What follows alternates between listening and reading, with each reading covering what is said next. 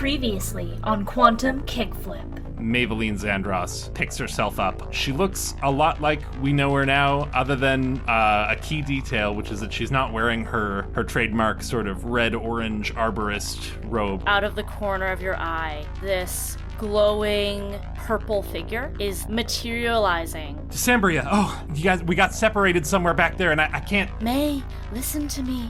Mondo says you have to give me the dagger. Maeve hesitates, but she can hear voices coming down the corridor, and she doesn't know what else to do, and she hands it over. I'm sorry, May. And she phases away.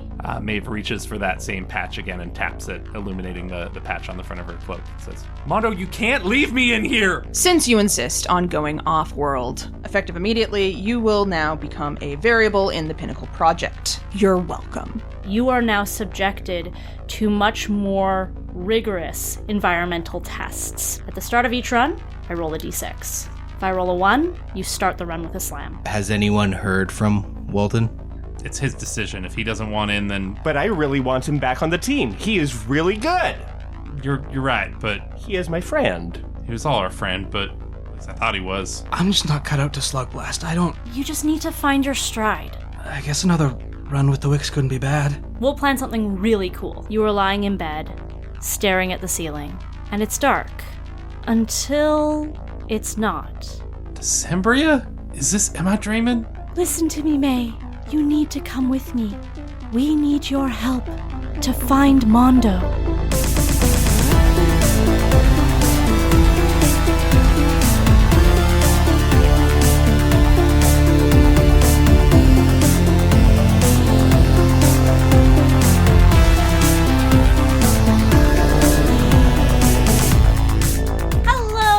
And welcome back to Quantum Kickflip, a Slugblaster actual play podcast. My name is Laena, I am your host and your Slugmaster, and with me are 5 of my best and funniest friends in the whole world who are going to introduce themselves to you now.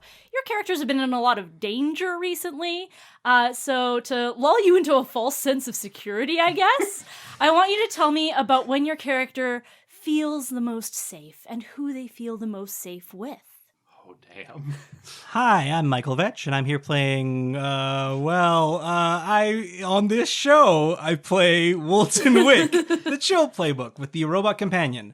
And I think that is who he feels safest with, Woldt with his Dybokin companion, Carcinikin or Scampykin, or whatever form they may take. Any place he's with them, it's a good old time. Hello, my name is David Ray, and I play Trev 4, the Heart playbook, who has the hyper-optic visor.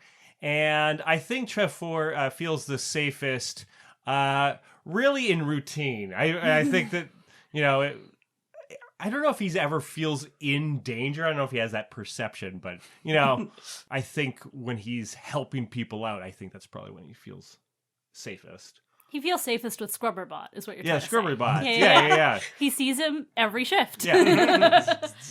Because Scrubberbot has all those stickers on him and everything like that. This is a good robot right here. Hey, I'm Glenna. I play Brinley Zirk. She is the Guts playbook, and she has the Gravity Blaster in the form of a gauntlet on her hand.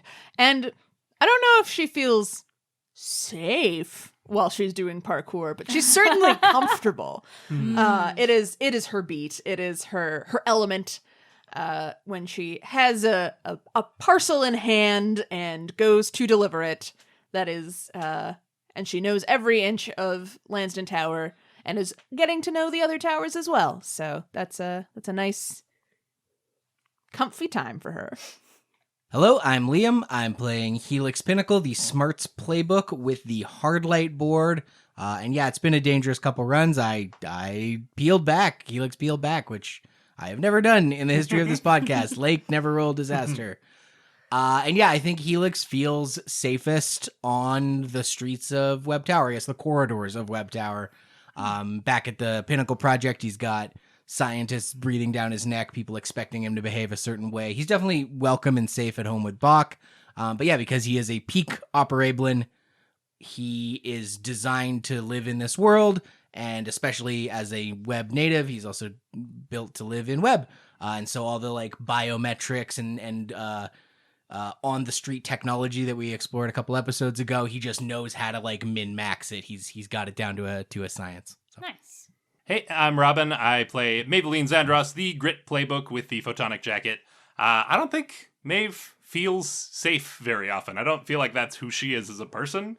I feel like she's one of those people who's like enters a room and immediately clocks the exit in case shit goes down kind of thing. Like clocks the various exits or just kind of like always has things ready to up and go if she needs to. There's a very good Wonder Years song that I'm thinking of, but I can't think of the title, so it's that. I should add it to her playlist. But I think lately, like very recently, with the Arborist, I think there are times when sometimes she's got like the early morning shift. I think they all have their like duties around the temple where like they gotta tend to the gardens and they gotta clean up the thing and they gotta organize the orbs, Arborist shit. But I think occasionally she gets like an early morning gardening shift where she has to be up before everyone else to just like do that first round of watering and check everything. And I think when she's just like alone in the Arborist temple, I don't know if she'd admit to it, but I think that's where she feels safest. And as I mentioned, my name is Laena. I am your host and your Slugmaster, and where I feel safest is right here with my best and funniest friends in the whole world doing a podcast. Aww. In the nebulous void of podcast space. It's so cozy here, guys. It really is. The temperature's nice. It's not sweaty at all. It's not. No, we never sweat here at Quantum Kickflip because we. That's the QK guarantee. That's the QK guarantee. The no sweat guarantee. These are dry podcasts. Super dry. I can't stand humidity, which is why podcast space is a good space for me. You were going to say I can't stand humanity. Well, Anyway, speaking of safety and also not that, the five of you had a run with Fust and in Null, and then you have now split to a degree. Woldton Wick is taking a hiatus, spending a little bit of time with his cousins, the Wicks.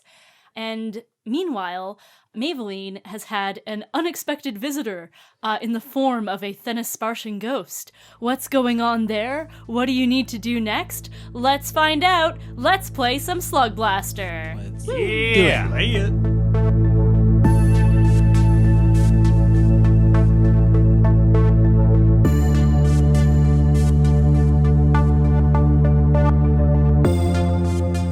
Trinity Municipark on floor 198 was once a lively center of activity.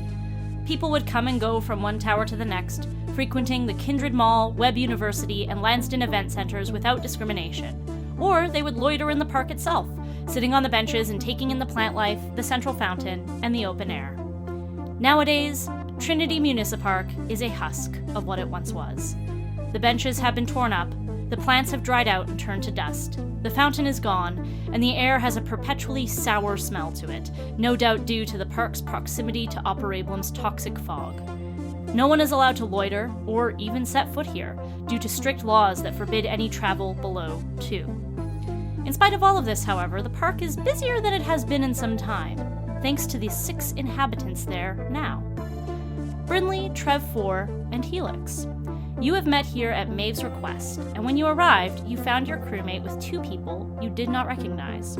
One is Popularian, a short, adolescent boy with a nose piercing, feathered brown hair, darting green eyes, and a fanny pack draped diagonally across his chest. The other is a straight-up ghost. In her indigo haze, you can vaguely make out the features of a Thenaspartian with layered shoulder-length hair and a medium build. These 2 are Hanser Gramulon and Decembria Withers, members of Maeveline's former crew. Oh, is this them? Are they here? Yeah, that looks like, there's the Bryn's first as usual. That looks like Helix and hey, there's Trev. Yeah. Gang's all here, I guess. Hello! Welcome! I am Decembria. I am a good friend of Maeveline. And this is Hanser Gramulon.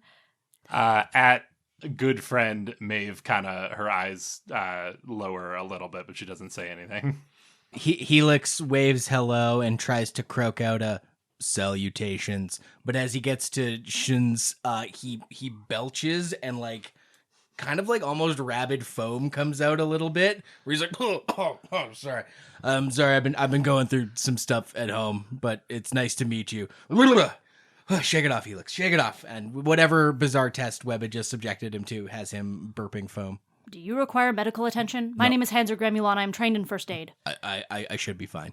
Yeah, he's still putting you through the ringer over in Webb? Yes. Vorgel, man.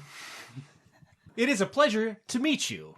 And it seems as though one of you lacks a body. Oh, you're talking about me. Yes, that's normal. Trev, you can't just tell people they lack a body. That's, well, it's not inaccurate, but it's impolite. Oh, yes. I see my error right now. Maeveline, it's good to see that you have a body. Thank you. Maeve, for the first time ever, has the thought, is Trev hitting on me? And then it's like, how would that even... No, that's not what's happening. That's a different unit. Oh, God. Bryn, how you been doing? I'm glad to see you were able to make it out. What, with your dads and all? It was fine. I mean, yeah, they're kind of on my case lately, but they're also, they're big softies, so it's cool. Very nice to meet you, friend and other friend who's trained in first aid. Nice to meet you, too. Nice to meet you, too. So, run me through this one more time. What exactly is going on with Mondo, and what is it that you need us for? Well, as I mentioned, we were trying to look for you, Maeveline, and then there was one run in the Golden Jungle where we got overwhelmed, and Mondo disappeared. It was the strangest thing. We thought that maybe he had peeled back, but when we returned to Thenispar, we couldn't find him at all. Time passed, and we were worried we wouldn't find you or Mondo again, and then you showed up in Thenispar. We tried to follow you, but you disappeared into the catacombs where there were a lot of arborists. We've really been trying to avoid the arborists. The arborists don't particularly like us very much for understandable reasons. Yeah, avoiding the arborists is what you two do best, isn't it? You can't exactly blame us for this, Maeveline. Yeah, no, you're right. I can't blame you for this. Look, I am sensing a lot of unspoken tension. Yeah, all right, let's get it out there. These two and I used to be on a crew with a fourth guy, the aforementioned Mondo, and to say things didn't end great would be a bit of an understatement, but apparently they need our help, and for some Vuxen reason that I don't even fully understand, I'm hearing them out, so... Look, May, we're so sorry. We didn't want you to end up in that situation, but there was no choice. It was either you get caught or, well, all of us get caught, and this way we were at least able to get the thing. You want to try that again or no? No, she's trying to be coy. Okay. So Decembria plays coy. Perfect. Leans into a ghost.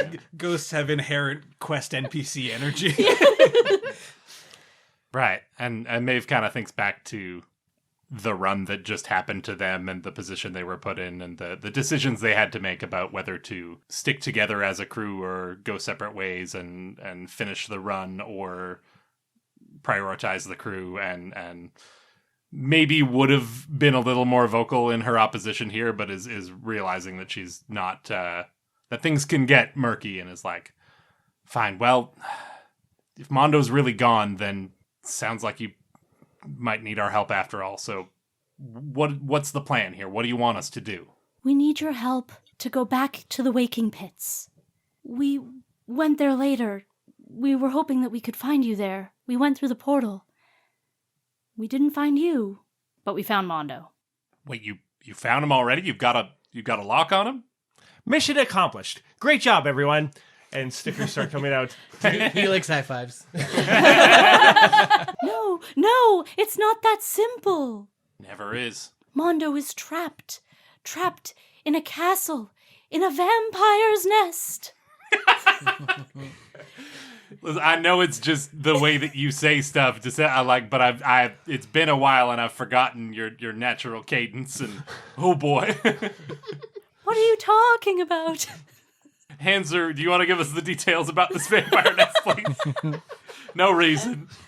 Hope you don't like it when I give the exposition. That's fine. Listen, you two do what you want. They are far too numerous and powerful for us to try to get in, get Mondo, and get out. We needed more people. And we saw you, and we saw the crew that you were with. When that episode of Stunts came out, we realized you were in Operablum, and any gestures to your arborist robe. We had all the pieces of the puzzle that we need to finally track you down.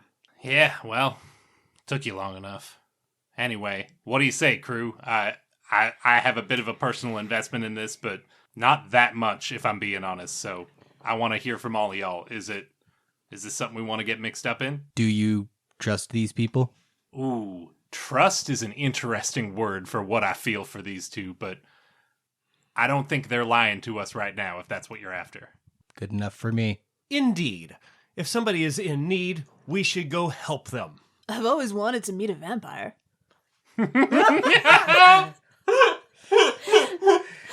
If we are going to go on this journey, will I perhaps have some time to make some modifications to my taser bolts?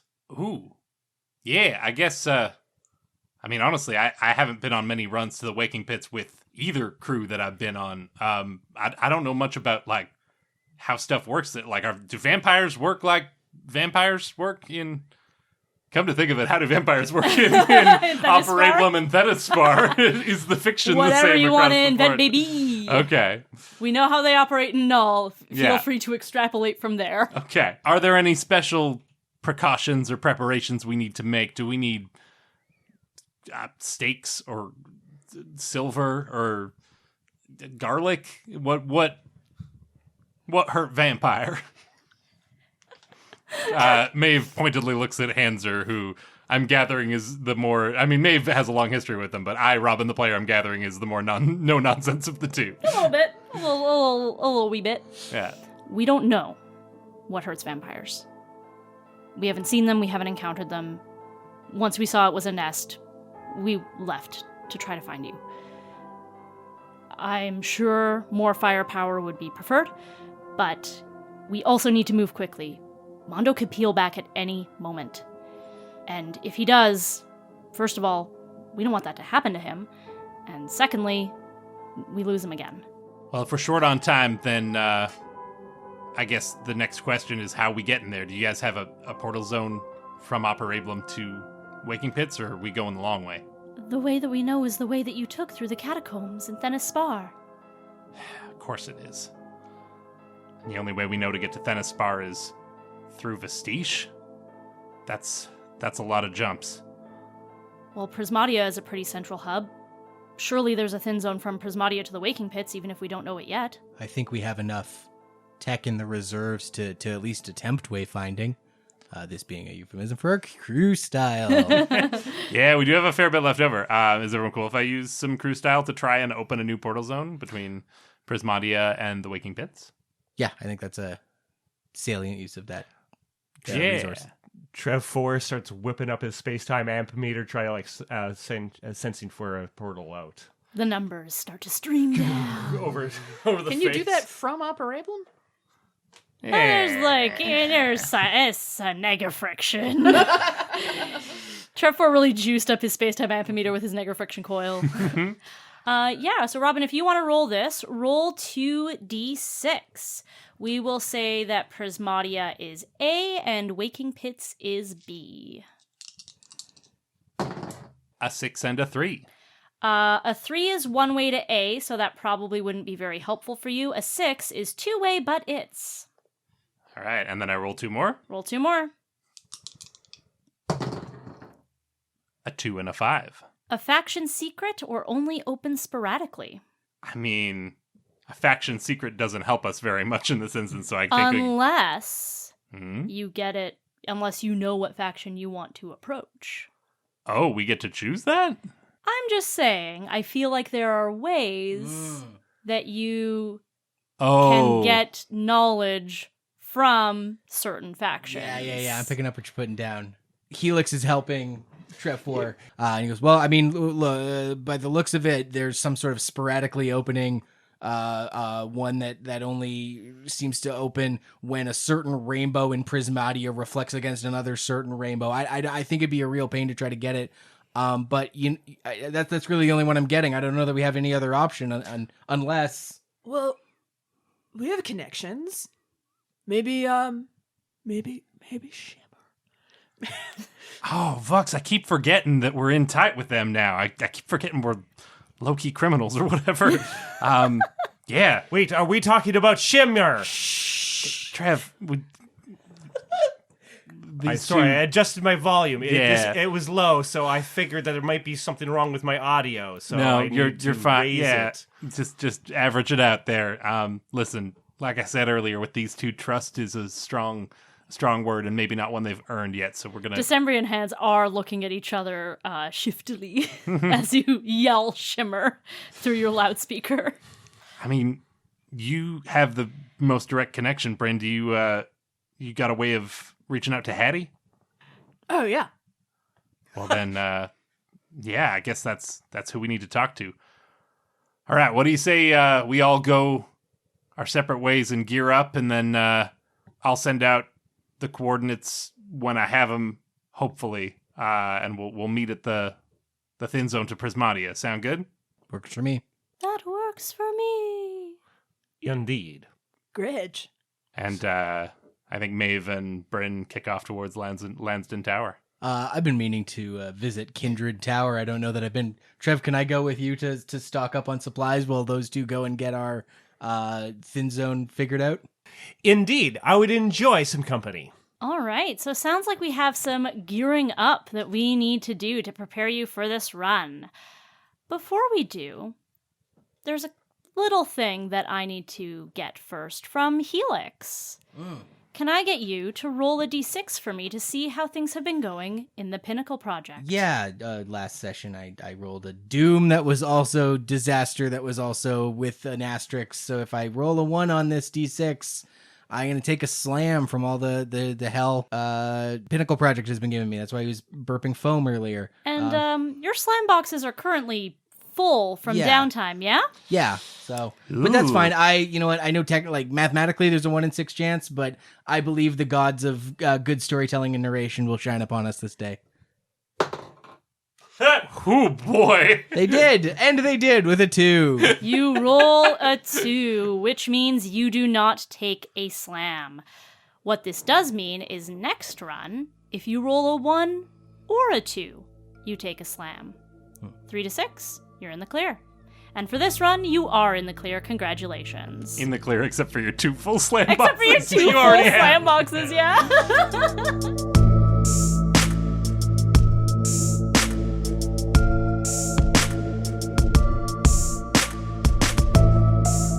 Brinley and Maeve. The two of you have navigated your way from Trinity Municipark on 198 to 364. And you are making your way down a moderately nice apartment-style hallway, making your way to go see Hattie. So she just gave you her home address, or That was how I met her, actually. wild? You just dropped a package right at her doorstep. Yeah, I think it was Boots. Gridge? So, what's the deal with your other friends? Like, you said you used to be on a crew, but you don't trust them. Like, what's up with that? I think Maeve is a little cagey and looks off into the distance, but it's like, well, we're going on this run. We need to get at it eventually. And she's like, you know how I am an arborist? You know how I live at the temple? Yeah. And you know how that's never really been a thing that I paid a lot of effort into, or I mean, I'm always running around with you guys. I'm always sneaking out. I'm always in trouble with Tarmant. I didn't sign up there by choice. I was, that wasn't my plan for my life. It kind of was my only option. I used to roll with those other two and Mondo, and we were trying to get out of Thanaspar. We were trying to make something out of ourselves, put ourselves on the map and get noticed, but it's hard when you don't have any components, any resources. We were just starting out, and we couldn't get our feet under ourselves. And what's even worse is anytime we started to gain any ground, the arborists are always right there. I mean, when you're in Thanaspar, they're always breathing down your neck about how you conduct yourselves in the multiverse. We could barely get in any runs without them showing up and shutting the party down. So when we heard that they had some rare artifact coming in on display at this main temple in Thenispar, that this recently recovered arborist dagger that I guess they didn't even know was out there, but someone had found a temple and turned it up and brought it in. And what really hurt is it was another crew. Some kids from Null find this dagger and instead of keeping it for themselves or using it for whatever it's intended for, they just hand it over to the arborist. They give it back to him. They didn't even know it was gone. And well, we thought maybe if we could get our hands on it that we could flip it and make a little money and maybe have enough to get ourselves established, really put ourselves on the map, but things went sideways and the arborists knew we were coming and everything's a bit of a blur. It all happened fast, but suffice to say by the end of it, they were all gone and I was left holding the bag. I mean, not the dagger, because Decembria took it, but I was the only one that got caught. My options were face the consequences or, well, that's when I met Carmina and she gave me a second option of joining up and working off my debt. I think she thinks she can save me or something, but I was just happy to have a way out that still allowed me to get the Vux out of Thenispar. Bummer.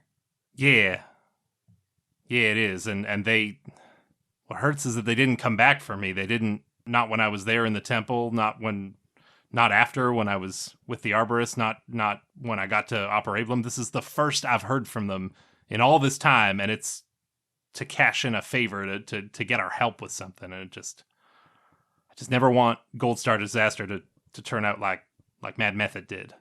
I don't think it will. I mean, yeah, we're not fully together right now, but that's also not a leaving someone behind thing. That's more of a person not wanting to do a thing. Yeah. I don't know. I'm with you all the way, Maeve. I think Maeve goes in for a little hug. Aw. She doesn't give a lot of them, but she's good at them. She's got a lot of arms, so. Yeah. And I think you're at the door. Is there a secret shimmer knock? Do we have to...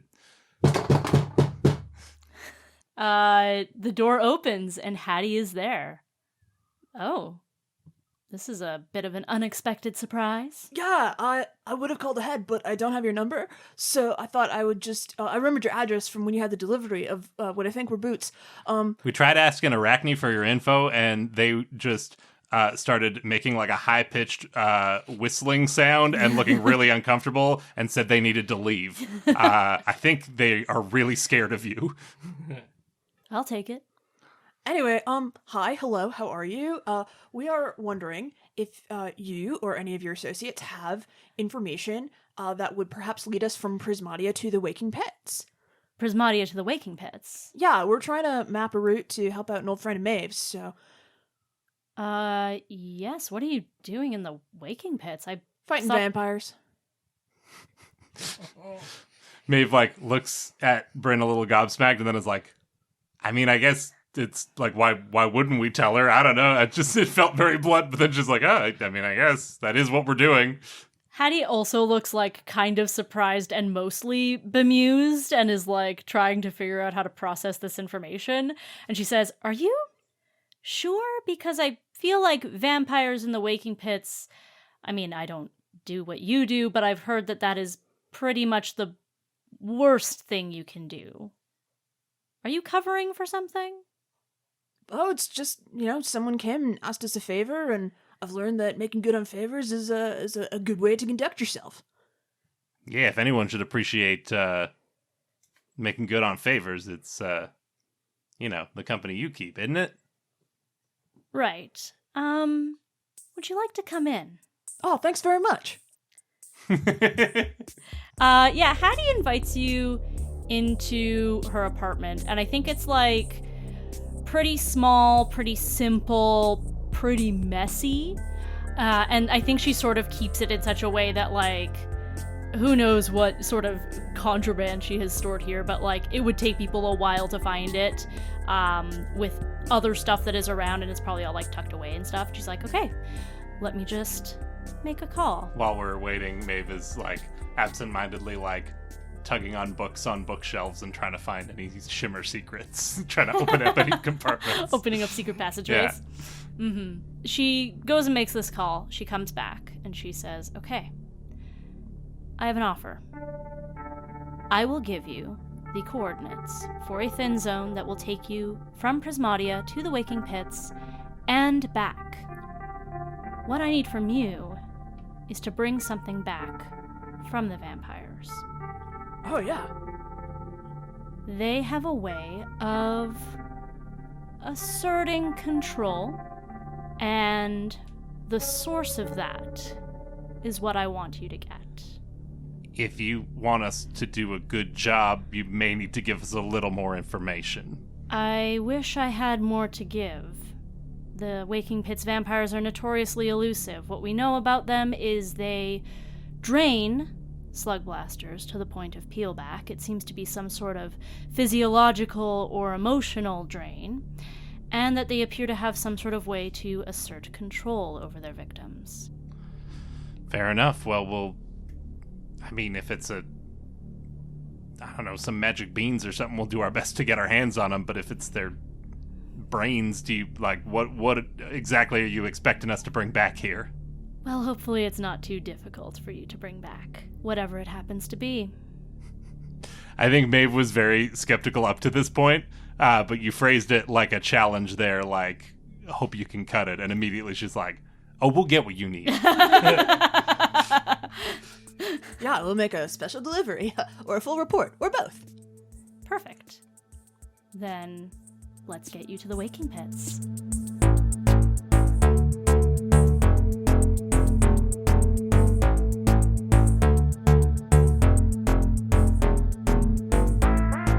Woldton. Yes. You are in your apartment, gearing up for something that the Wicks have vaguely nebulously told you about. They've told you that you can obviously bring Carcinokin with you, bring your hoverboard, maybe bring your ray guns for good measure, but you shouldn't need any hazware or breath masks or anything like that. It's pretty easy because most of those things are on my normal person anyway.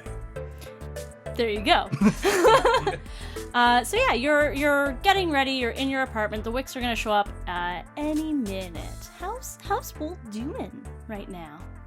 I think he's doing okay. I guess how long has this been since the last run? Definitely enough time that the stunts episode has aired. So I don't know if that's something that Woldt would have gone out of his way to see or not. Stunts episodes, as has been previously established, are a little bit tricky to dial into an operablum, but where there's a will, there's a way. So probably only like a couple weeks. I think Woldt had heard the buzz about the episode, but did not go out of his way to watch it or anything. That's fair. So I think they're down just in the main sort of kitchen eating area, and there's a mirror on the wall, and Woldt is trying to straighten his tie, but somehow it just seems like the different links aren't quite lining up. So he's just over and over straightening it back and forth while Carcinokin sits on the table and click-clacks it like a banana or something. He likes poking things. Just mushing up a banana. I hate this fruit. This fruit can go to Calorium for all I care. Get it out of my sight, Woldton. I love the weird aggression he has towards fruit. And then there is a knock on your door. Carcinokin, would you mind grabbing that? Oh, certainly. Hello! Carcinokin, I guess, sees the three Wicks there, and Wanda is like, "Oh, hi." And Wendy goes, "Is Woldton there?" Greetings, the Wicks. Yes, Woldton is just inside, finishing up his tie. Woldton, your cousins are here. Oh, hey guys, how's it going? Good. Ready to go? I think so. Actually, maybe I'll just retie this tie again. I don't know. Does it look okay? It looks fine. Are you trying to get it like perfectly straight or something? Well, yeah, no, it just feels like it's like hovering a little to the left. Is it hovering to the left? Do you want it to hover to the left? Oh my garb, you look fine. Yes, Woldton, your appearance is stunning. And the Wicks, for note, are fully decked out. I feel like the Wicks have like casual wear, which is still like fancy and goth and very well put together, but it's like a little more toned down. And then they have their like more dressed up, a little bit more over the top in their attire, higher. More inches in the platforms of their boots, kind of thing. So they're decked out. Wearing corsets, but not like whalebone corsets. Yeah. Oh, you guys have really dressed up. 1 second. Woldt clicks a little button on the back end of the lowest segment of his tie, and then a black blazer materializes on him as well. From the tie. Yeah. Very good. It allows you to wear the tie and then dress up or down according to that. Oh, that's very handy. Any fancy accoutrements to this blazer? If I may offer, if Wendy just says 1 second, and then she like boops something on her phone, and then it updates to emblazon a Wicks tie pin onto his tie, and then also on the back of the jacket just has the Wicks logo. Yes, absolutely. Okay, now you look ready. Oh, well, great. Can I find out where we're going? Well, follow us. Lead the way. And they do. So, for this next little bit, I'm kind of got a split screen vision in my head. We're going to see a couple of montages. For Goldstar Disaster, it will be getting from Operablum to Prismatia, to the Waking Pits, to the castle. You can all describe a moment, including Michael, as you make your way there, and it will culminate in a roll to see how well this trip goes for you. Similarly, Woldton, you are going to have a montage in which you ascend to some of the highest floors of Kindred, take an illicit skyway over to Lansdyn, and navigate closer to the center of Lansdyn Tower. And similarly, everyone can throw in a beat that happens along the way, and we will also roll to see how it goes for you. Then yeah, I guess to kick off this montage, we all meet back at the Trinity Muse Park where the portal to Prismatia is, at least the one that we know. And now we've got Helix maybe asked you, did you find a portal from Prismatia to the Waking Pits from our friends at Shimmer? Pretty sure. I guess we'll find out on the other side. Whoa, you guys look kitted out. What's going on here? Helix goes, oh, thank you for the reminder. And he pulls off he was wearing a Scramcat t-shirt over his jumpsuit, mostly just to hide the fact that he's Web in Kindred. He's not really supposed to be there. He then takes the t-shirt, runs it through his hair to get the blue hair gel out that he had also put in to blend in. So he like shakes it all off. What he keeps though is the mirrored shades he kind of just bought on a whim. Again, part of a Kindred disguise, not anything preparation, but he now has shades with a reflective surface on the front of them. Trev, when he approaches, he has a bunch of pizza boxes and like with fresh hot pizzas. And yes, indeed, I am well prepared to go on this trip. And opens up a pizza box, grabs a couple like these, like the little tiny containers that have like a special garlic sauce that comes with the pizza for your dipping. Takes one of those from the pizza, throws the pizza over his shoulder, opens up the next box, grabs the next thing, throws the pizza over his shoulder. Important, can Maeve roll to dive and catch that pizza and eat it before? Yes. 1d6. That's a 1. You just watch pizza It after goes pizza go. over and into the abyss.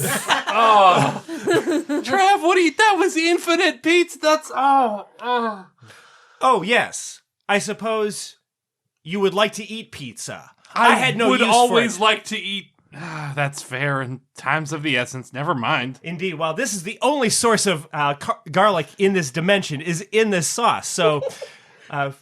We shall use it to our advantage. That's true. We try to grow it at the temple, and it's something in the soil. It just won't grow right. It never. The bulbs are really shrimpy. I don't know what it is. Wait, then how do they make the sauce? It's Kindred. They get it. They import. Speaking of import and wasting food, I didn't buy anything really in preparation for vampires. I was just keeping Trev company. But I get this really gross drink. I don't know if I'm going to finish it. Maybe I'll just hold on to it. Does anyone remember in the 90s there was a drink called Orbits? Yes, vividly. That was like, for our listeners who aren't children of the 90s, it was like this like soda beverage, carbonated beverage that had little gelatiny balls floating in it, kind of like boba or a little tapioca-y, but way teeny. chemicalier and grosser, and it was specifically designed to be the same weight as water so they would float. Yeah. I think Helix just bought a bottle of something similar from Kindred that has little bits of dark matter floating in it, little bits of carbonation. So it's like a water beverage, but it's got little absences. It's like holes in it, like holy water. He's just got that with him. He didn't think anything of it. It's just in his back pocket. I don't know. We'll see if it comes out. Trev does go around with the like little garlic things and like puts it onto his two fingers and like puts under your neck, along your veins and arteries on your neck. Yeah. It's like, there you go. This will protect you. Anyway, where are we going? Cut to the next scene in the montage. We're in Prismatia. Let me think for a second. What's a fun thing? Helix points out the two rainbows reflecting into each other, and we see very briefly a portal open that we could have taken and then close again. He's like, yeah, I told you we couldn't have made that. Wouldn't have worked. I'm glad we got this other plan. That would have been a pain. The camera of our imagination shows an arcing glass, sort of like Mario Galaxy-sized planet, and we're all walking across it like we're walking across a bridge, but it's just a little planet. It's just our silhouettes set to the background, and the six of us marching like the Fellowship of the Ring silhouette. Yeah. But across this like glasteroid. I think there's a moment while we're in Prismatia that like the natural environment in Prismatia is such that like occasionally toxic or like cosmic rays and space gases and shards of glass will all align just so and erupt in just like a spontaneous beam of energy that shoots off. I think this is something we talked about in season 1, and I think there's a moment where like we're all skating on one of these glass trails, and one of those happens, and like Hanser just like it's right at the end of the line of us, and we all clear it except Hanser. It sort of disrupts the path underneath him, and he goes to start tumbling off, and like Sandra Bullock in Gravity style, like fly off into, or George Clooney in Gravity style, fly off into the abyss. Yeah. But Maeve reaches out an arm and grabs him and kind of locks eyes with him for a second, pulls him back onto the path. And he catches his breath and sort of rights himself, and then he looks at you again and just gives you a little nod. So Bryn has the coordinates in her phone, as well as Hattie's phone number. And I think she, instead of just telling Trev the coordinates, she, insists on entering them in through, a keyboard. Hardwiring into his brain and just, T9 typing them in. Oh, very good. Is Trev, leading as you're, inputting, R, S, T? He's going to coordinate R and then S and then T. It's drifting lazily back and forth. Hang on, we gotta go the other way. Oh, wait, no, we don't. We're on the right track, yeah. Also, canon, not in all of Operablum, but in Lansden, phones are all T9 still. Baby. Oh, yeah. And rotary phones. Don't you forget it. Beauty. So I think as we get closer towards the coordinates, Trev 4 is kind of walking in this direction, and all of these kind of glass shards are poking out of the ground around us, at these janky angles and all this kind of stuff. And there's this beautiful tree that is standing there that's it's smiling and everything, kind of it can recognize people as oh, hello, and that's all it can say. It cannot communicate. It's just hello. Yeah. And a tree made of glass, though, right? Oh yeah, fully. The psionic wind is blowing through it in such a way that the specific whistle sounds like oh, hello. Yeah. Yeah. A million cosmic voices coming together like a weird Imogen Heap song. Yes. Hello. And the light that's coming through all of this is just like sending a lot of rainbows, and it's very bright, and it's just like, there's this moment of tranquility there. You know, everybody, I am very hopeful for this adventure. It seems like everything is going to be really, really good. Here is the portal, and it pops open right in front of the glass tree. Here we go, and proceed to the other side, and immediately get on the other side. The tree is just this horrifying, like, it's like blood is coming out of the mouth, Yes. and all the glass shards have been replaced by, like gravestones. Yeah. Yeah. It's a tree that's growing. It's a Yeah. tree made of bones. It's Yeah. a skeleton tree. The bones of the tree, yes. Yeah. And the tree is talking on the other side, but it's saying, die! And Again, the way the wind is howling Howling through. through. Yeah. But like a weird Slayer song. Yeah. Amazing. Well, I think once the group passes through into the Waking Pits, Decembria and Hans sort of take the lead because they had seen this vampire nest before, and they lead you through this long, winding path in the midst of an old gray forest. The filtered light of the moon shines down among the dead boughs, and then it opens up onto a vast expanse where you see one lonely mountaintop where it almost looks like the castle is growing right out of the rock of the mountain itself, and lightning flashes and lights it up at the top of this rickety old path. Let's get a roll. And this is a team role that we can all contribute to and use crew resources towards? Yes. Cool. How many dice we want to roll, gang? well, I will add in a turbo, Like a D6? a D6. Yeah. As I'm utilizing the hyperoptic visor to like look for threats. I'll toss in a D6 from my attitude. Just getting the job done, honoring her commitment here, but trying to just keep focused and get in, get out, get it done. I'll add a kick from my attitude, just where Helix is maybe kind of just checking our peripheries, like he's watching our six. Yeah. Just to make sure no creepy crawlies. no creepy crawlies sneak up our behind side. So yeah, I add a kick. Use a crew die. Yeah. It's top of a run. Fullest it'll be.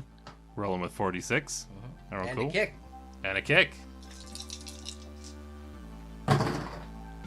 We got a 6. Yay! Yeah!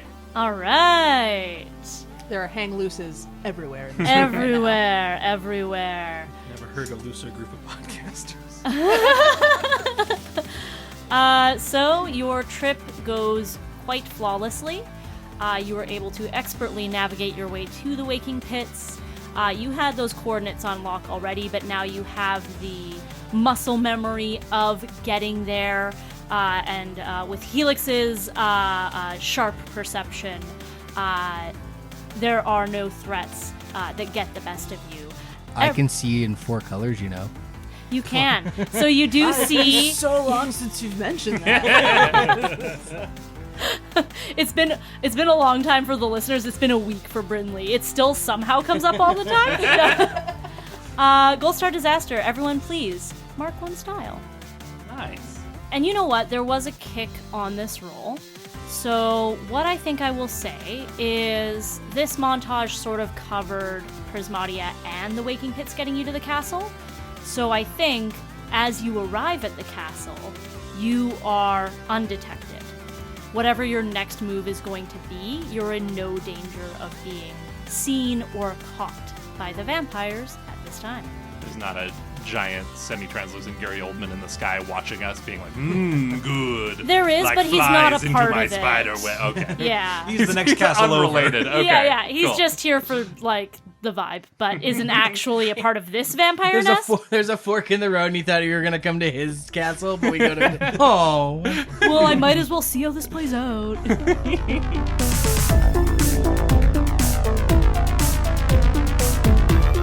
Hello there, Goldstar listeners. It's me, Laena, your Slugblaster Game Blaster. Thank you so much for listening to this episode of Quantum Kickflip. If you're enjoying this episode, please leave a 5-star review on your podcatcher of choice, and please tell a friend about us. We're always so excited when we get new listeners to Quantum Kickflip. You can support us by following us at Quantum Kickflip on social media, where we post new episode updates, audiograms, and more. You can also support us by subscribing to Quantum Kickflip on Patreon. For just $2 a month, you can join our Shredder tier and get access to every new episode of Quantum Kickflip 2 days early, or for just $5 a month, you can join our Ultranaut tier and get early access plus exclusive bonus content. We took a bit of a break over the summer. We're back now, but over the course of that break, we've continued to update our Patreon with all sorts of cool stuff, such as loopable tracks of Robyn's music that you can use in your own tabletop games, or just other cool, weird stuff. There's a video up there of Robyn, Dave, and Liam eating peanut butter, pickle, and mayonnaise sandwiches because Robyn referenced it in a QK opening one time. So, if you want to see what that's all about, head to patreon.com/quantumkickflip and subscribe today. I'd like to thank our sponsors at the Alberta Media Arts Alliance Society, whose goal is to advocate, educate, and celebrate the media arts in Alberta. You can learn more at amaas.ca.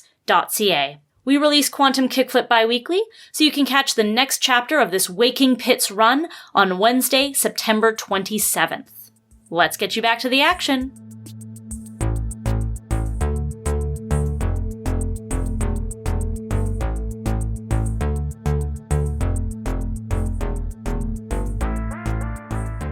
All right, now, Woldton. Once again, this montage is taking Woldton and the Wicks to higher floors of Kindred, through an illicit skyway, and deeper into Lansdowne Tower. What sort of things does he encounter? I guess the first leg of the journey is just the four Wicks and Carcinocan all getting into a big fancy hyperlift, and this happens to be one on the sort of interior-facing side, and as they're going up, you can see the lights from the two other towers reflecting off the fog down below, and Carcinocan is up on, sort of hanging off Wolt's shoulder on his back, looking out and going, ooh, wow.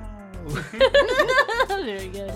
As they exit the hyperlift and head out into the skyway, we get to see, because we've only ever seen the lower floor skyways of Kindred, where they had like a cardboard standee of their official Kindred mascot, the mayor, who welcomes you to Kindred Tower. Yep. But I think here we get to see, like, we're up on a higher floor, so it's like a fully decked out, like, hard light projection that has, like, you know, does different discrete greetings for each person that walks by, and has little, like, emotes that he does when like, in between, when there's not a lot of people passing, he'll, like Sonic the Hedgehog tapping his foot kind of thing. Like, he'll, like, do a little dance, or, like, pretend to fall asleep and like nod off a little and startle himself back awake and stuff. Stretch, yeah. Floss.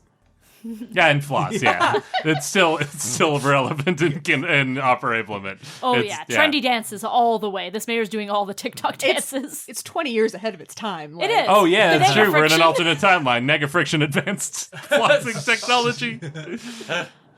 I think before they exit the Skyway, there's a kid on a bicycle who has a Daibo Vice, and it's like, cyclist Frax wants to battle, and Woldt gets a quick Daibokin battle. Well, it's like, I made eye contact with him, I have to. I'm sorry, this is the rules. How it works. Sorry, it'll just take a moment. He's probably at like a level 2. Nothing. It'll be fine. It'll be fine. It is a very quick Daibokin battle. You cream this kid. He pays me $5. Yeah, and then you carry on your merry way. The hard light of the mayor high fives you. You showed that, kid. I didn't want to endow him with a voice, and I'm glad I didn't, because now it can be that. Yeah, I love it. Watch me floss. You broke Robyn. As you pass into Lansdowne itself, you're initially greeted on the other side with this like distinct smell of like oil and gasoline, very distinctly, as you're watching, you know, a couple of workers working on like cleaning some old oil, and so they have like a little scrubby thing where you like a washboard, but they're just taking oil and washing the oil on the board, like it's put into the filter, and so like they're taking an oily rag and like trying to like soak up the oil, squeeze it out into. No, they're not washing the rag, they're washing the oil. Yeah, Yeah. that's right. By hand. Yeah. And just like Alberta, oil in Lansdowne is an extremely lucrative industry, which is why these guys are on the highest floors. Yeah. There's a bird covered in it, and they're like, we gotta get that oil off that bird. We can use that right now. Perfectly good oil wasted on And that it bird. throws the bird over their shoulder. Like a pizza. We need to clean the bird off that oil.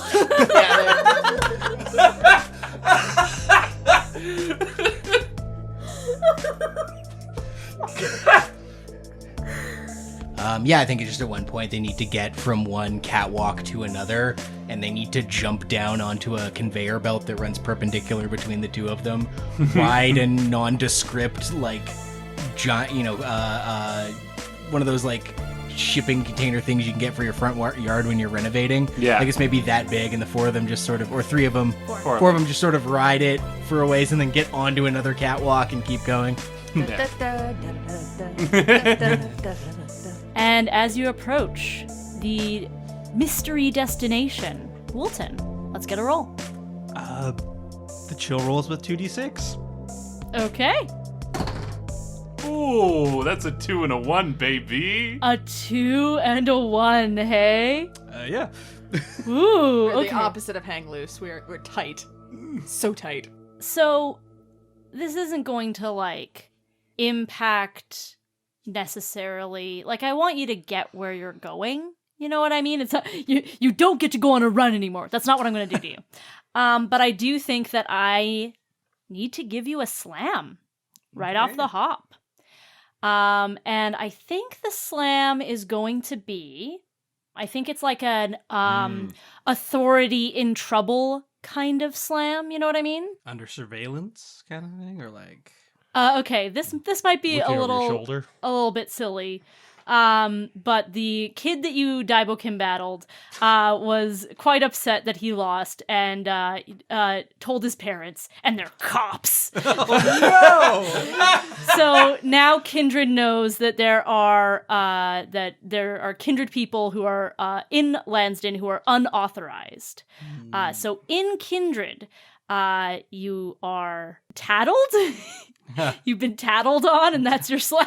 Tattled slam is very good. Damn. I'm glad, because I almost had a moment of like, is this dumb? Snitches Never. get stitches. Important question. Are the kids' parents just like generic law enforcement of some kind, or are they sword sliders? Oh! Set that up and pay it off later. We'll find out at Excellent. Wolt's disaster roll, I'm sure. So, Woldton, you have been making your way through Lansdowne Tower in some of the uppermost floors. And at first you think you're making up the feeling of vertigo that you have, because, like, you know, these towers are enormous. Not every hallway and corridor and room is going to have a window leading to the outside, so surely you think that you're making up feeling kind of woozy due to how high you are, and then you realize that you think you're actually maybe feeling the tower swaying ever so slightly in the wind. That's wild. Yeah. The Wicks have been, like, kind of taking you through some, like, back hallways and stuff. Areas where it really feels like you're not supposed to be there. I mean, you're not supposed to be in Lansdowne Tower, but, like, you're also not supposed to be in this back hallway and high catwalk of Lansdowne Tower. You know what I mean? And you find yourself in a wide room with a really, really low ceiling. And as you're making your way through this room, Wanda starts stomping on the floor, which is like a steel floor, until one pings a little bit differently than the other ones, and she taps it even harder and more rapidly, more frequently, and then she steps back, and then it cracks open up towards you, and you see these shaded eyes of an opera-Maeveline face looking up and saying, "What are you here for?" And Wanda says, "We're here to drop." And the door closes, and then it opens up all the way, and the person sort of climbs down, like, kind of the ladder that they were on, and Wanda goes to go down, and she's like, "Watch your step when you get to the bottom." Is this drugs? Are we doing drugs? So you make your way down, and you realize very quickly why Wanda warned you to watch your step, because you're stepping onto a narrow catwalk On one side of you, there is a huge circular chamber. This is entirely lined with windows, and inside you can see flashing lights, you see people dancing, hoverboarding, you can hear the bassy thud of the music on the other side of the glass. On the opposite side of that, on your other side, is fully open air. And as you look down, this colorful mash of lights is underneath you, and you realize that the side of this building is lit in multicolored lights. And it takes a moment from your vantage point to realize where you are. You're on some kind of observation tower that when Lansdowne as a building got taller and taller, presumably they kind of just built around it and enclosed it. Oh. And as you look up to see the ceiling that you came in, you see the very, very top peak of this tower, and arranged in sort of a triangle formation so you can read it at any angle are 3 numbers. 7, 7, 7. And Wanda says, "Welcome to the drop. Let's get situated, and then we're gonna have some fun." All right. They lead you carefully along the circular catwalk, and eventually you do get to a door that actually takes you into the chamber. And as soon as the door opens, the music just like blasts because turns out the glass of these windows was very secure. And yeah, immediately you sort of find yourself like in a like club situation full of people that you don't really recognize, but also you do put together that they all appear to be kindred. They're all pretty fashionable, and quite a few of them are leaning into the goth aesthetic. Not everyone at this party, but, you know, more than just the Wicks, which might be what you're more used to. There's a bar to one side, there's a dance floor to one side, and almost immediately the Wicks disappear. You see Whitney, like, eyeing someone at the bar, and then Wendy goes up to that person and is like, "My sister thinks you're cute!" And is immediately wingmanning for her sister. Wanda is on the dance floor and, like, dancing and chatting with folks. What do you do? I think Woldt sort of starts off almost like, All right, so are we here for a... Oh, you're gone. Okay. Well, I guess I'll, get a lay of the land. and I think he does head toward the bar as a starting place. I think as you go to the bar, are you trying to order libations? Yeah, we'll get a drink. Is there like a sign for specials? Is there like... Ooh. Does anyone at the bar have anything that looks interesting? I feel like a lot of, like, it's all, like, bootleg stuff. And so probably a lot of it is, like, your classic 18-year-old alcohol, your sourpuss, your baby duck, like, the overly sugary kind of thing that you need to mix with, like, just water? I don't know. But they're not. They're mixing it with equally sugary non-alcoholic drinks, or even also alcoholic drinks. You get a sourpuss cider mix. Oh, God. But I also think that they have, like, I'm trying to think of, like, a cool cosmic kind of drink. They have one that they serve to you in, like, a bubble. And you have to, like, put your straw in it like bubble tea and then drink it from the bubble. Does the they bubble call it shrink? bubble tea. Yeah. I actually just heard about this really cool new beverage that has bits of dark matter floating in it. I was gonna say, yeah, they've got the holy they water. have holy water. Absolutely. Absolutely. Can I get a cyber gin and holy water? Oh, yeah, coming right up. Thanks. And I think someone comes up to you.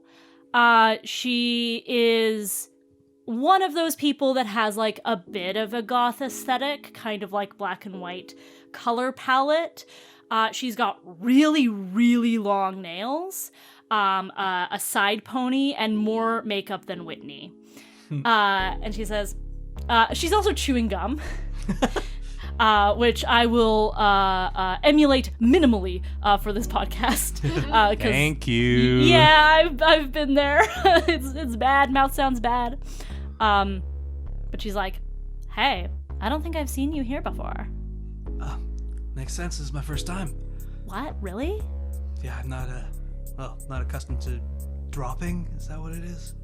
Oh my god, you're gonna do the drop? Oh, I thought being here was the drop. Yeah, this is the drop, but then there's also the drop, you know? So wait, you drop inside the drop? Yeah. Or kind of outside the drop, but also kind of in the drop. Like, it's right over there, and she, like, points out the door.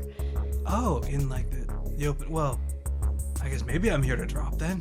Whoa, that's so cool. I'm Woldt. How are you? I'm Sophia. Nice to meet you. Nice to meet you. Woldton, are you like a Wick or something? Yeah. What? Oh my god, I was joking, stop. Oh, well, I wasn't joking. It's who I am. Wow. Oh my gosh, that's so exciting. Is it? It's all that I know. That is so cool. Are you here to drop, or? Oh god, no.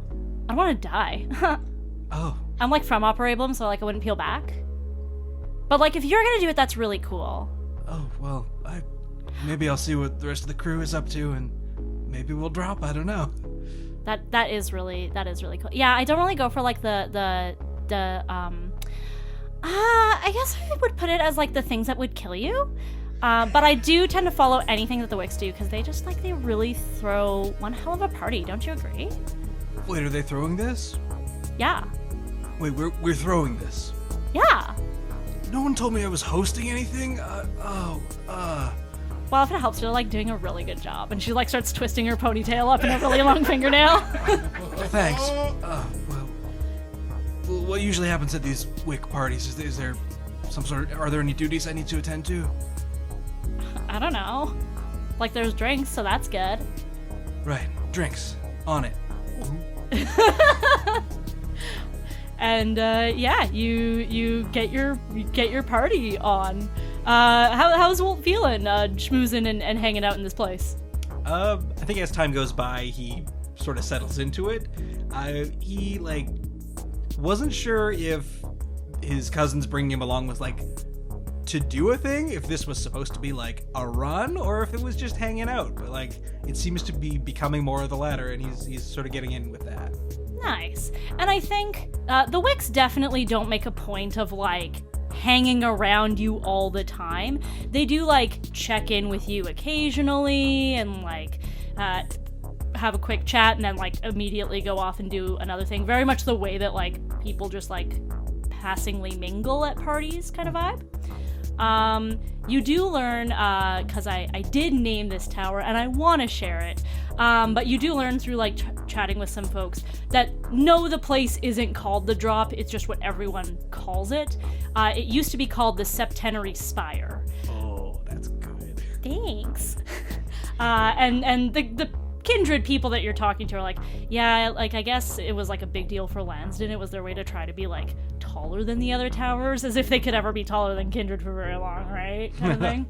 But yeah, definitely a place that once used to stand at the very top of Lansdowne Tower, and presumably from where you are now, you could look out and see Operablum. But now, when you look out, you see walls closing in around the tower in a triangle.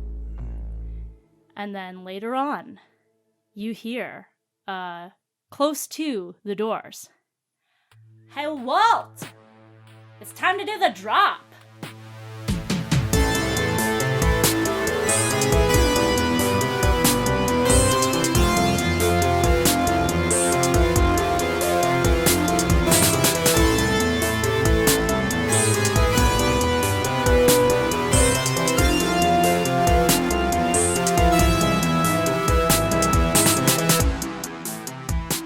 Picture a classic castle.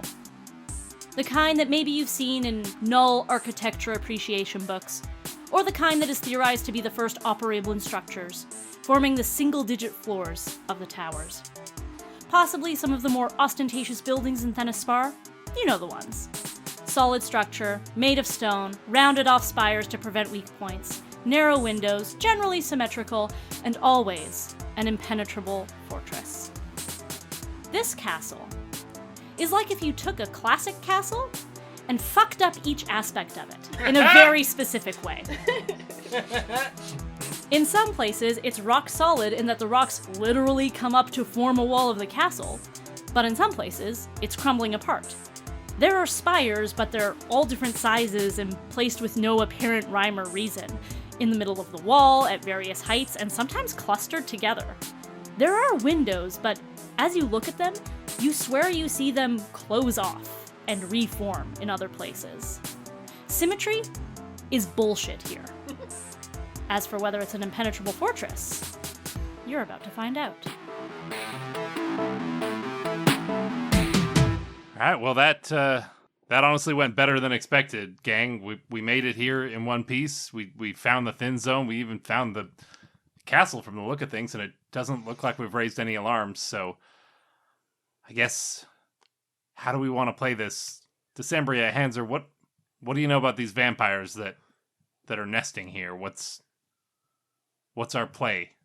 Well, the vampires that we've seen are quite tall and very fast and somewhat alluring. They have a way of... And then, Maeve, you don't catch the rest of what Decembria says because you're distracted by a telepathic image of two right hands, waving.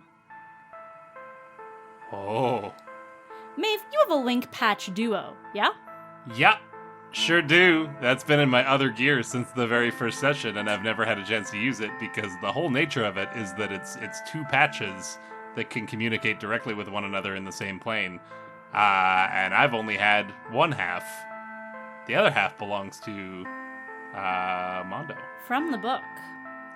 Sew one onto your jacket and give the other to a friend. Arcane energy entangles your quanta, allowing you to swap places within the same universe and communicate telepathically, emoji only. If one of you peels back, the other does too, and removing either patch hurts you both. Set of 2. For the longest time, your link patch duo has been inactive. Yeah. And now, you're getting a message. Whew. I will say that if you want, you can communicate your thoughts and words as intended. It will reach the other end as emoji, and you can only hear what process, you can only receive emoji and must interpret from there. No, I think, Maeve hasn't used this patch in a long time, but back when she was on the crew with Mondo and the others, was pretty handy with this thing. I think she sends like an emoji of, is there an emoji of pointy teeth? Yeah, probably. This is the problem, is we're all in our 30s and don't know what emojis exist. The first one you received, though, was double hands waving, so... Yeah. I think emojis can be whatever you want them to be. Okay. Yeah, instead of the one hand waving, it was 2, because that is Spartian emojis, of course. Yes. Of course. Oh, that makes sense. Okay, Yeah. So pointy teeth, question mark? Exclamation mark, 2 thumbs down, about to vomit emoji. This is a riveting podcast. Okay. Emoji of a map, and then a shrug emoji. As if to be like, where? Ball of yarn, smoke cloud. And then you get emoji of a person, Mm-hmm. arrow pointing right, Mm-hmm. arrow pointing left, emoji of a person, question mark. Oh. Maeve turns to the rest of the party and is like, so this is probably going to take too long to explain, but I have the opportunity to find where Mondo is, and in order to do that, all I have to do is swap places with him. And she kind of opens up her coat and reveals she's sewn this patch onto the inside liner. It used to be, proudly emblazoned on the outside when she was part of the crew, but has since sewn it to the inside of her arborist robes, where only she can see it. Just in case, eventually one of her former crew members wanted to, well, I guess it would have to be Mondo specifically, wanted to reach out, try and check up on her and operate them. And she was, holding out some hope that maybe one day she would receive a signal. But until this moment has remained inactive. She flashes this patch and says, "It's a link patch. We can now that we're in the same plane, we can swap, but I don't know what I'd be walking into. If I remember you telling us about your relationship to this crew, this was the individual who left you holding the bag, quite literally. Yeah, Mondo and I started the whole thing back before we'd even met Hans or Decembria. It was just the two of us. It had always been just the two of us. We started Mad Method together. We found these two. We started going on runs, and last time I talked to him was, well, me screaming his name and him not saying anything back over the signal. I wouldn't trust it. There's no way to know that you wouldn't just be plopping yourself into the heart of a vampire nest. This guy gets to the safety of the outside of the castle, and then they all scram. Well, Brinley and Trev and I have to go save you from a nest of vampires. No, I think we can find our own way as a group, as Goldstar Disaster and Company, into this castle. I think Maeve had started to think about, like, well, maybe if we set an elaborate trap, or like we put me in a cage and then we swap places, so now he's in the cage, and so he has to help. And this, but as you are talking about, like, no, we do this together as a crew. She's like, oh, that makes sense. We're not going to build a cage out of twigs. We should probably just do this as a crew. I am looking at this badge that you have. Yeah. And what I'm hoping to do... I didn't describe it. It's two, I've described it in a previous episode, two M's on top of one another, like overlaid. Yeah.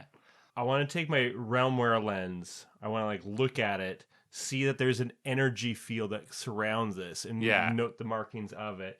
And then I want to then try to locate a similar source somewhere, like try to pinpoint if it's in this place. And that would be my role. Okay. My role will be on whatever the weakest point in a wall is, whether it's a locked door or cracked castle wall. Just give me the weakest wall and I will make us an entrance. Okay. I feel like it is prudent to say for the record that Hans and Decembria look a little offended at Helix just like outright bad-mouthing them. And Decembria will actually look at you, Maeve, and say, May, I want you to know that we're all in this together. We really did try to look for you, and we're hoping that once we get Mondo, I mean, you have things going on here, but we could be a crew again. We're not going to abandon you again, May. It's Maeve now, Decembria. Let's get a roll from Trev 4. I think to get this to work, just because of how specific the energy field is, it's a pretty tricky maneuver. Mm-hmm. So I'm going to ask for one kick. One kick? You got it. Since this is important for us to do, I'm going to use a dice from Attitude and a die from Turbo. Okay. I got a 5. Here's what I think I'll say. You are able to, with the ingenuity of your Realmware lens and the kick that you've added to this roll, you are able to pinpoint the matching energy signature within the castle. Mm-hmm. I think what I'll say is it's quite centralized and quite deep. Mondo is particularly difficult to get to, and that's the complication of the roll. Okay. It seems as though the signal that matches your patch is deep within the castle. And I'm pointing at it, but... Straight line, yeah. Straight line towards it. Yeah. Well, it looks like we're going to have to breach the perimeter then. Anyone got any bright ideas? Yes, I believe I have a method to breach the perimeter. In fact, I'm quite excited. I haven't really had a reason to try the photon exciter we unlocked when we found those coils in Vestige. So I'm going to use a D6 a turbo from my hardlight board, and then do the photon exciter, which is roll to damage things you grind, slide, ollie over, just smack with your board. Helix sort of like looks along the wall, finds a weak point. Is there a door, or is it all kind of just wall?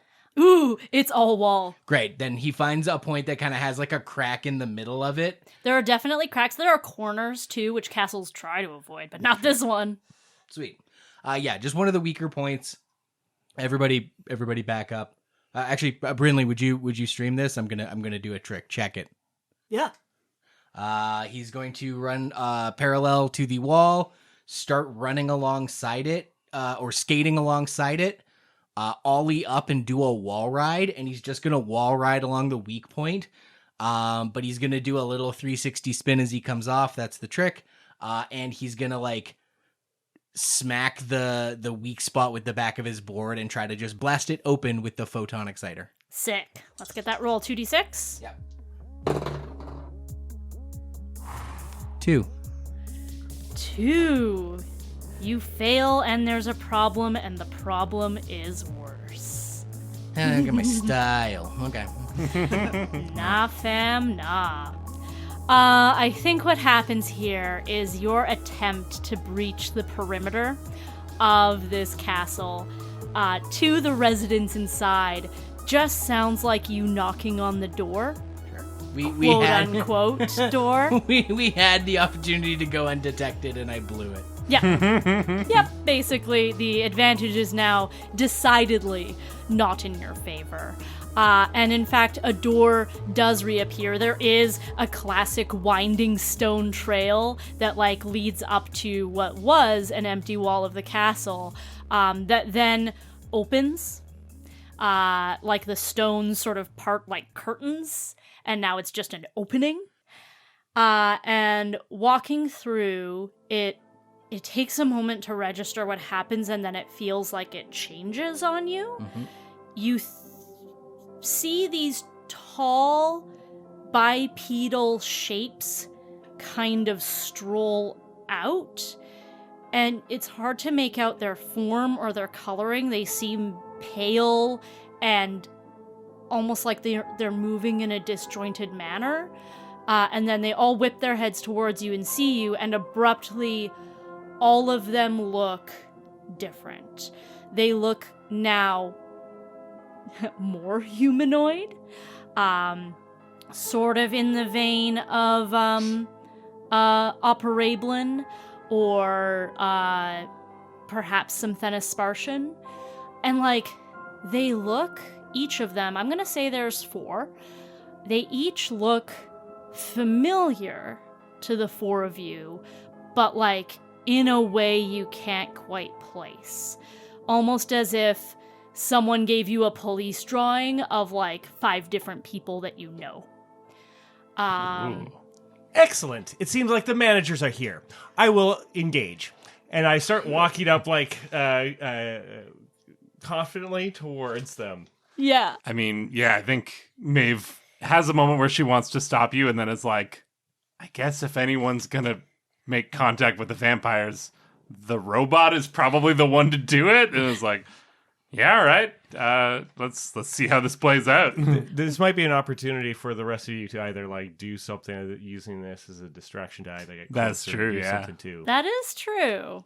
Because I assume that they're a little ways up, right? Like, Yeah, and you're just like going to meet them directly. yeah. So yeah. if there's Sweet. other things that other people want to do or stop me from doing, I think Maeve's gonna watch how this plays out and then kind of look to Bryn and Helix like, we ready to make a move if we need to. Yes.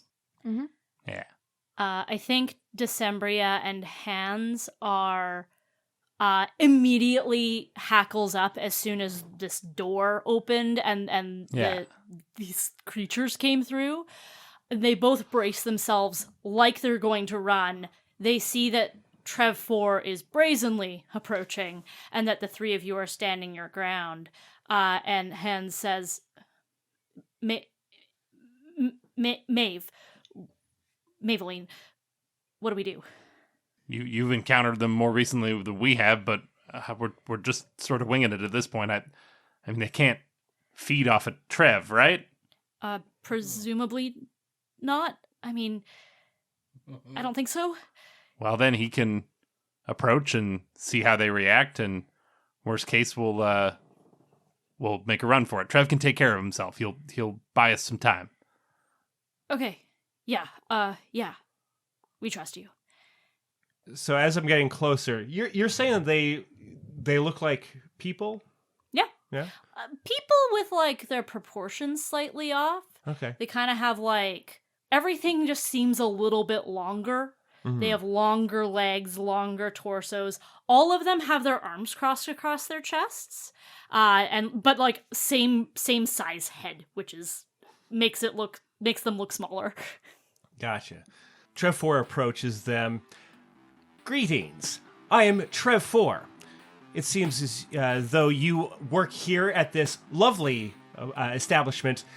I was hoping to have some help to find a friend. I was hoping that you could lead me there so that we can rescue my friend from the vampires.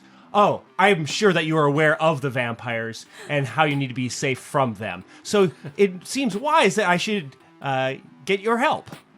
They're all like slowly turning to look at each other.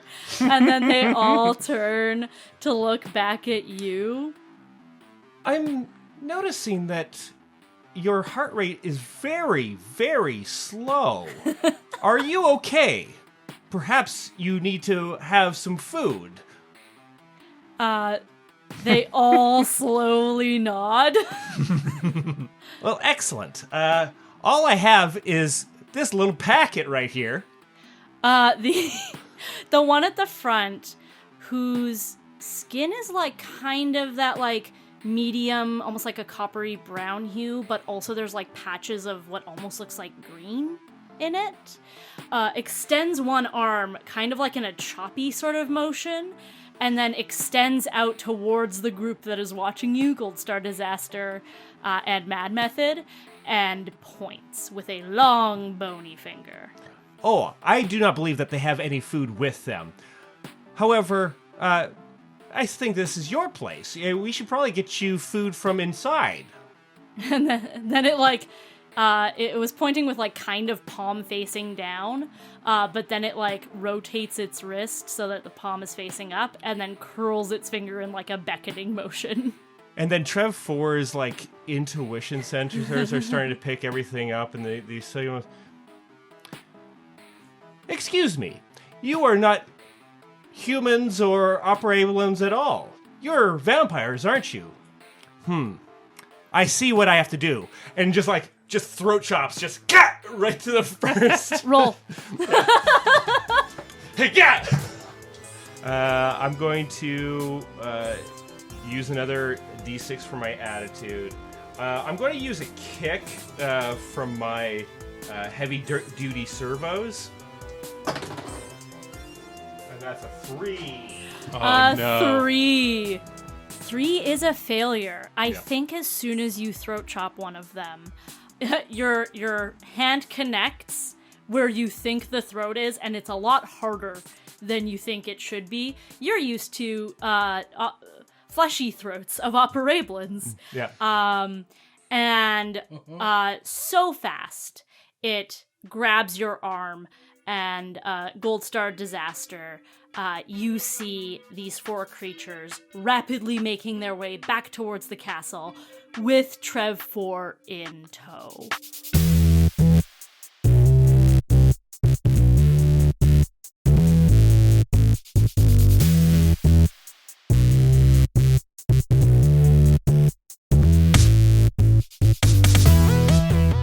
Woldt, you have been having a lovely time partying it up in the Septenary Spire, also known as the Drop, and you have been summoned by your cousins to go out to the outer walkway. You step out onto this catwalk that just has no rails whatsoever, and maybe you look around and you do clock behind you and above you there's like a rail that presumably you could like clip a harness into, so that tourists don't like just go out and immediately plummet to their deaths. Harness is long gone. Crowds have started to gather, both still inside, looking out through the glass, but there are some brave souls who do venture out onto the catwalk. Some stay back towards the building, others venture a little bit closer to the edge, and there is excitement in the air. I think Wanda's like, okay, we ready?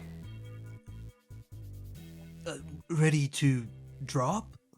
We'll show you, and then you don't have to do it if you don't want to. But yeah, ready to drop. You three take the lead and I'll see how it's going. Yeah, for sure. So the deal is, there's about 9 seconds between where we're standing right now and the ground down there.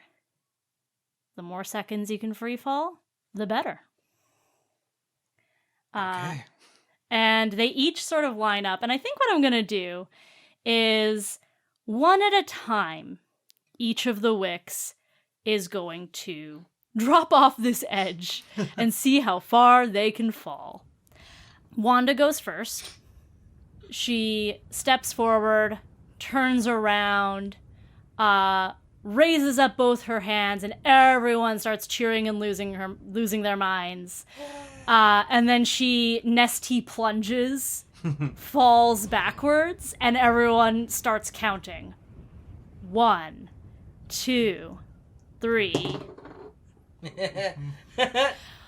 1, 2, and everyone, like, the 2 doesn't even get out, because almost immediately you see underneath you this light burst as out of Wanda's photonic jacket, these big butterfly wings emerge, and she comes back up to the edge and she says, okay, no, I need a do-over. I think I hit something in the scaffolding. I was spinning. I couldn't. And Wendy's like, you don't get a do-over! And Wendy runs and leaps. 1, 2, 3, 4, 5, 6. Ah! And they all cheer. As you see a flash of light. And what ended up happening when Wendy makes her way back up is that she used her reality cannon to basically change the way that she was interacting with gravity, in that she sort of floated down more like a feather, basically changed her terminal velocity to be way lower than death velocity. So for the last 3, but it's actually a lot longer seconds, she sort of floats harmlessly to the ground, much like a feather fall kind of ability. Yeah. Yeah, she falls at light speed in that she's lighter and so falls. Yeah. Exactly. And Whitney looks down, and Whitney looks at you, and then she just, like, steps off. 1, 2, 3. Oh! And, like, Whitney uses her gravity beam to latch on to a rafter and swing back up. She actually sort of Spider-Man swings her way back up to the top, whereas Wendy had to, like, land on the floor and then go back in through the tower and go back up. And Wanda says, well, if I'm not getting a do-over, and everyone goes, boo. She's like, I guess it's your turn, Woldt. All right. Hey, Carcinogen? Yes, Woldton. Would you mind climbing up on my back here? Absolutely. Backpack formation? Yeah, backpack formation, yeah. I think I've got a plan. You think you know what I'm thinking? I believe I might. And with that, Woldt is going to look back at the crowd that is gathered up here at the top, give a light little sort of salute wave, and then backward step off this platform. Everyone cheers, and you start to hear the count rapidly getting quieter and quieter. 1, 2. What's your plan? Woldt is going to fall as close as he can to the ground before he gets Carcinogen to activate the inertial vortex. Roll to subtract momentum from a room-sized area around you. Ooh. So fall pretty much all the way down, and then last second activate a thing to slow all momentum, and then he can just lightly sort of step onto the ground. Okay. Here's what I will say. I am going to give you a progress track of drop. If you mark all 4, you hit 9 seconds. Complications or failures result in him bailing? Or potentially, I mean, you're falling really fast. This isn't perfectly safe. You may pick up a slam or something like that. Chill rolls with 2d6. From the robot companion, I am going to add 3d6 and 3 kick. Because I need to get 4, huh? Yes, 4 marks on the track. Okay. So you're maxing out your boost and kick maxing out your turbo from your robot companion. Because I think then if all goes well, because I'm throwing a lot of kick to it to make it happen, I think the thought is last second, inertial vortex, slow right down, then kick in mobility boosters from robot companion, shoot all the way back up to the platform. Oh, sick. That sounds like a trick to me. Oh, that sure does, baby. But he hasn't said check it, so we don't know. I also want to take a dare, mark a trouble to get a 6th d6. Yes. And as was stated, there's not really a way to do this without it being a trick, so check it. Yes. What happens? I got a 5. A 5 was your highest. Also got two 5s and 2 1s, so 2 sets of doubles. That's a bunch of style for the chill. Ooh, that is 3 style immediately, and you already had 3 banked from last run. And that is a success, so it knocks out the track. It does knock out the track. I will make you an offer, Woldt. As you approach, you're, of course, feeling the adrenaline and the slight panic of too fast, you're gonna get pancaked.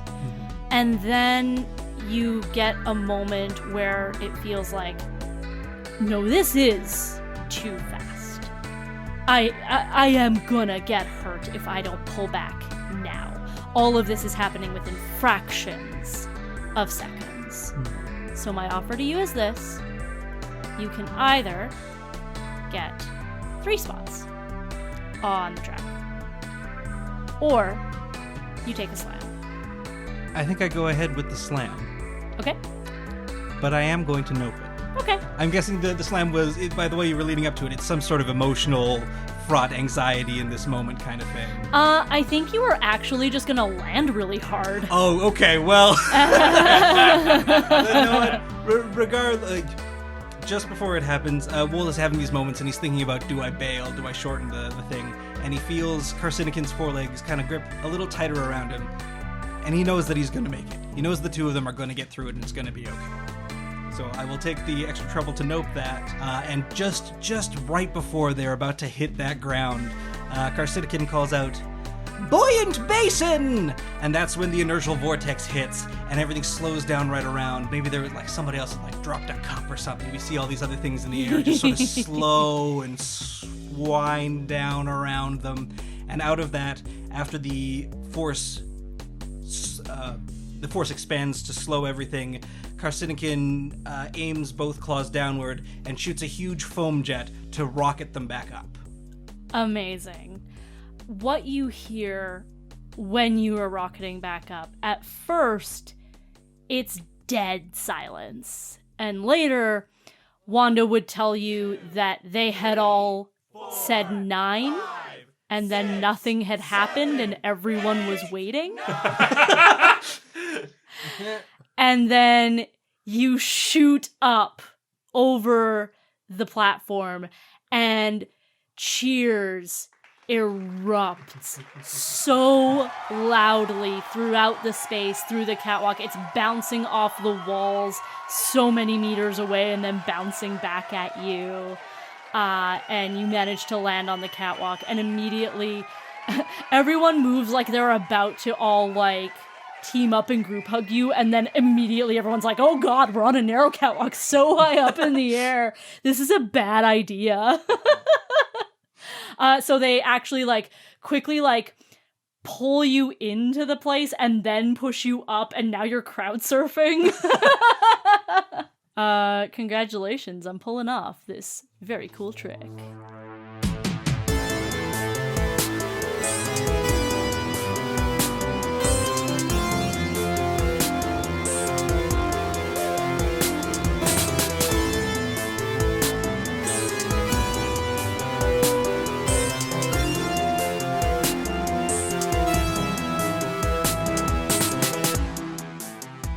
we gotta move. And Maeve would like to use a new ability that I just unlocked recently.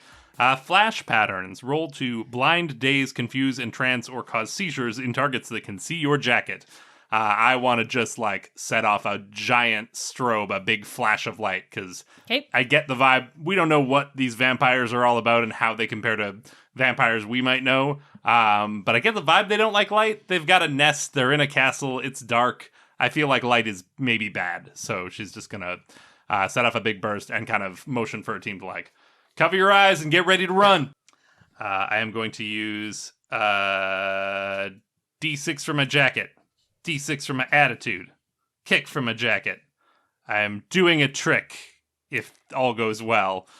May I ask what you are intending to do with the kick? So my main play here is to flash of light, daze the vampires so that we have a chance to rush past them.